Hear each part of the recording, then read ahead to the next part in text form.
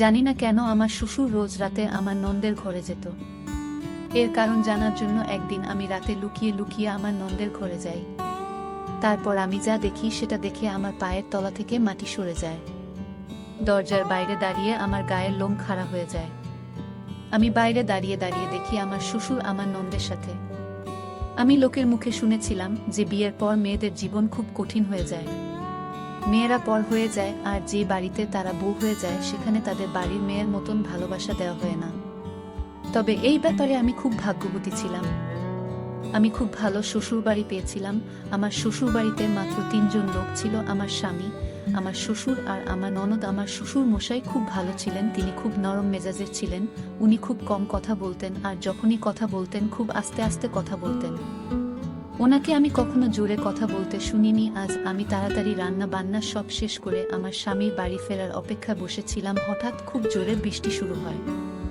আমার চিন্তা হতে থাকে যে আমার স্বামী ঠিক মতন বাড়ি আসতে পারবে কিনা। তখন খুব জোরে বিদ্যুৎ চমকাচ্ছিল। আমার বিদ্যুতে খুব ভয় লাগে।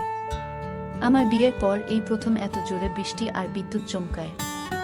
আমি ভেবেছিলাম যে বিয়ের পর প্রথম যেদিন বৃষ্টি হবে সেদিন আমি আমার স্বামীর সাথে খুব এনজয় করব। কিন্তু তা আর হলো না। কিছুক্ষণ পর আমার স্বামী আমাকে ফোন করে জানায় যে রাস্তায় খুব জল জমে গেছে, তাই সে আজ রাতে বাড়ি ফিরতে পারবে না। আজ রাতটা সে তার অফিসেই কাটাবে। এটা শুনে আমি একটু ঘাবড়ে যাই। আমি গিয়ে আমার শ্বশুর মশাইকে জানাই যে নিতিন আজ বাড়ি আসতে পারবে না। বাবা বলেন, কোনো ব্যাপার নয় বৌমা, তুমি নিজের ঘরে গিয়ে শুয়ে পড়ো। আমি আমার ঘরে চলে আসি, কিন্তু একা একা ঘরে আমার খুব ভয় করছিল। বাইরে জোরে জোরে বিদ্যুৎ চমকাচ্ছিল। আমি ঘরের এক কোণায় জড়সড় হয়ে বসেছিলাম বিদ্যুতের আওয়াজে। আমার খুব ভয় লাগে। সারা রাত আমি এইভাবে একা কি করে কাটাবো। হঠাৎ আমার মাথায় একটা বুদ্ধি আসে। আমি ভাবি, আমি যদি আজ রাতটা আমার ননদ সীমার ঘরে গিয়ে কাটাই তাহলে কেমন হয়। সেও তো তার ঘরে একা আছে, ভালোই হবে। আমরা দুজনে গল্প করতে করতে রাতটা কাটিয়ে ফেলব। এই ভেবে আমি আস্তে আস্তে ঘর থেকে বেরিয়ে আসি। আমার নন্দের ঘরটা গ্রাউন্ড ফ্লোরে ছিল, আর আমার ঘর ছিল ফার্স্ট ফ্লোরে। আমার শ্বশুর মশাইয়ের ঘরটাও নিচের তলায় ছিল। আর ফার্স্ট ফ্লোরে তখন আমি ছাড়া আর কেউ ছিল না। চারিদিকটা খুব শুনশান লাগছিল। ঝড় বৃষ্টির কারণে কারেন্টও চলে গেছিল, তাই ফ্লোরটা খুব অন্ধকার ছিল। আমি আস্তে আস্তে পা টিপে টিপে সিঁড়ি দিয়ে নিচে নামতে শুরু করলাম। আমার গায়ে কাটা দিচ্ছিল কোন রকমে। আমি সিঁড়ি ভেঙে গ্রাউন্ড ফ্লোরে এসে পৌঁছি আর আমার নন্দের ঘরের দিকে চলে যাই।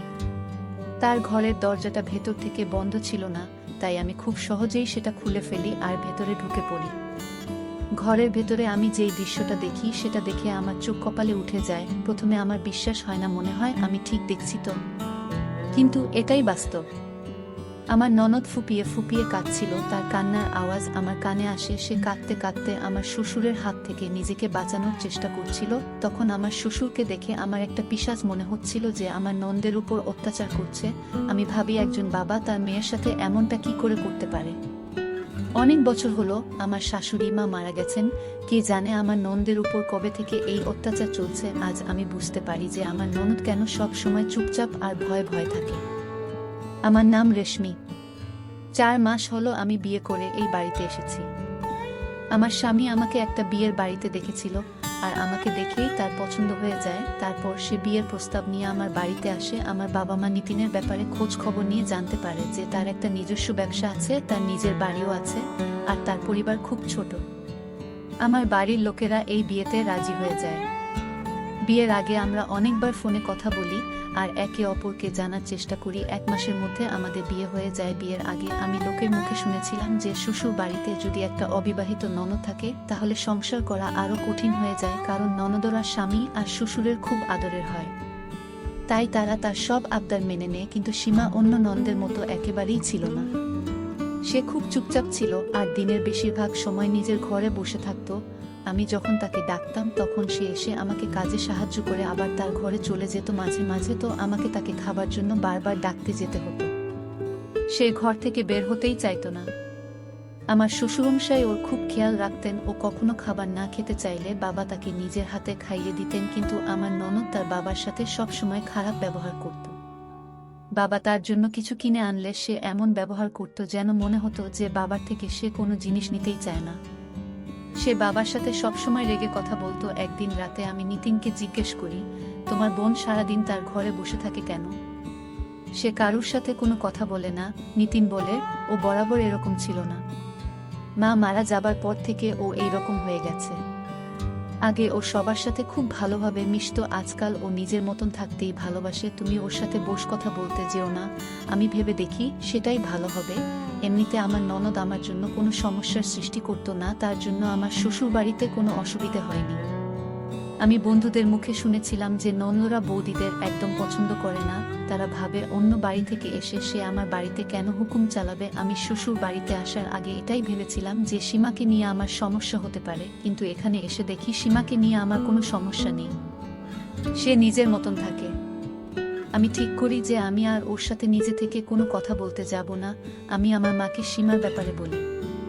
মা বলে, তুই অনেক ভালো শ্বশুরবাড়ি পেয়েছিস, এটা তোর সৌভাগ্য, কারোর ব্যাপারে বেশি মাথা ঘামাতে যাস না, নিজের স্বামীকে নিয়ে সুখে থাক। আমি ভেবে দেখি মা ঠিকই বলছে। তারপর থেকে আমি আর সীমাকে নিয়ে মাথা ঘামাতাম না। বিকেল হলেই আমি খাওয়া দাওয়া সেরে উপরে আমার ঘরে চলে যেতাম, আর আমি সারা রাত নিচে নামতাম না। বাড়ির মধ্যে আমার আর নিতিনের একটা আলাদা দুনিয়া ছিল। আমরা একে অপরকে নিয়ে খুব সুখে ছিলাম, তাই আশেপাশে কি হচ্ছে সেটা আমাদের চোখে পড়েনি। একদিন আমাকে ভুল বুঝছো। আমি বলি, আপনি তো খুব নির্লজ্জ মানুষ দেখছি, এত বড় পাপ করেও আপনি গলাবাজি করছেন। আমি সবটা নিজের চোখে দেখেছি। আপনি এক্ষুনি এই ঘর থেকে বেরিয়ে যান, না হলে আমি পুলিশকে ফোন করব। পুলিশের কথা শুনে তিনি একটু ভয় পান আর চুপচাপ ঘর থেকে বেরিয়ে যান। উনি ঘর থেকে চলে যাওয়ার পর আমি গিয়ে ঘরের দরজাটা বন্ধ করে দিই। তারপর আমি এসে সীমাকে জড়িয়ে ধরি। সীমা আমার বুকে মাথা রেখে খুব কাঁদে। এতদিন ওর উপর অনেক অত্যাচার হয়েছে, এটা ওর কষ্টের কান্না। আমি ওকে কিছুক্ষণ কাঁদতে দিই, তারপর ও নিজে থেকেই বলে, আমার যখন এক বছর বয়স ছিল তখন আমার মায়ের বিয়ে এই লোকটার সাথে হয়েছিল। সীমার কথা শুনে আমি অবাক হয়ে জিজ্ঞেস করি, তুমি আমার শ্বশুরমশাইয়ের নিজের মেয়ে নও? সীমা বলে, না, আমার নিজের বাবা বিয়ের কয়েক বছর পর আমার মাকে ডিভোর্স দিয়ে দেয় আর আমাকেও আমার মায়ের দায়িত্বে রেখে চলে যায়। আমার মা আমার দায়িত্ব নিতে চায়নি। মা ভেবেছিল যে একা হাতে আমাকে বড় করা খুব কঠিন হবে, আমার কারণে মাকে সারা জীবন একা থাকতে হবে, সে আমার জন্য দ্বিতীয় বিয়ে করতে পারবে না। কিন্তু ভাগ্যবশত আমার মায়ের বিয়ে তোমার শ্বশুরমশাইয়ের সাথে হয়ে যায়। তিনি আমাকেও মেনে নেন আর আমার মায়ের সাথে সাথে আমারও খুব খেয়াল রাখতেন। কিন্তু কয়েকদিন পর আমি বুঝতে পারি যে আমার সৎ বাবার আসল উদ্দেশ্যটা কি। আমার যখন 1-2 বছর বয়স ছিল তখন আমি ঠিক ভুল বুঝতে শিখেছিলাম। তখন আমি আস্তে আস্তে বুঝতে পারি যে আমার সৎ বাবা আমাকে কি চোখে দেখেন, তিনি আমাকে ভুল জায়গায় ছুতেন। আমি আমার মাকে এই ব্যাপারে কিছু বলি না, কারণ আমি চাই না আমার কারণে মায়ের আবার বিয়ে ভেঙে যাক। আমি সবকিছু মুখ বুজে সহ্য করতে থাকি। মাঝে মাঝে তোমার শ্বশুরমশাহ জোর করে আমাকে ওনাদের ঘরে শুতে বাধ্য করতেন, আর যখন আমার মা ঘুমিয়ে পড়তো তখন তিনি আমার কাছে আসতেন আর আমার ঘনিষ্ঠ হওয়ার চেষ্টা করতেন। একদিন আমি সাহস করে মাকে সবটা বলার চেষ্টা করি, কিন্তু মা আমার কোনো কথাই বিশ্বাস করে না। উল্টে মা রেগে আমাকে থাপ্পড় মারে আর বলে, তোর লজ্জা করে না তোর বাবার সম্পর্কে এমন নোংরা কথা বলতে? সে তোকে কত ভালোবাসে, আর কোনোদিন যেন এমন কথা না শুনি। আমি ভাবি আমার নিজের মাই আমার কথা বিশ্বাস করছে না, তাহলে অন্য কেউ কি করে বিশ্বাস করবে? দিনে দিনে আমার সৎ বাবার সাহস আরও বাড়তে থাকে। আমি যত বড় হতে থাকি তত তিনি বেশি করে আমার সান্নিধ্যে আসার চেষ্টা করতেন।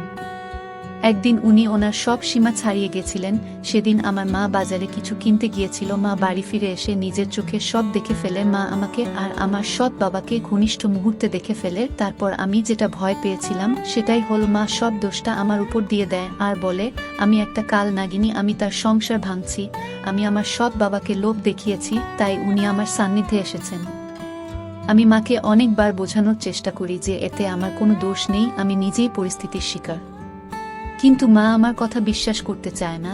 এই ঘটনাটার পর মায়ের একটা বড় শক লাগে আর মায়ের হার্ট ফেল হয়ে যায়। কয়েকদিন হাসপাতালে থাকার পর মা নিজের প্রাণ হারিয়ে বসে।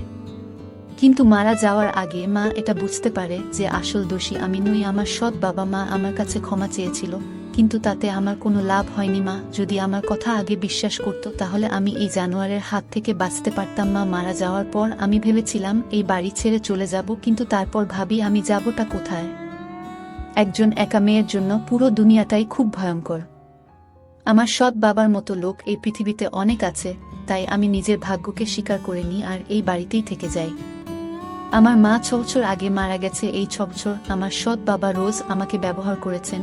আমি সীমার হাত ধরে বলি, তোমার কোনো ভয় নেই, আজকের পর থেকে তোমার সাথে আর এমনটা হবে না। তুমি যদি এসব কথা আমাকে আগে বলতে তাহলে আমি তোমাকে নিশ্চয়ই সাহায্য করতাম। সীমা বলে, আমার নিজের মাই আমার উপর ভরসা করেনি, তাহলে আমি কি করে আশা করব যে অন্য কেউ আমার উপর ভরসা করবে।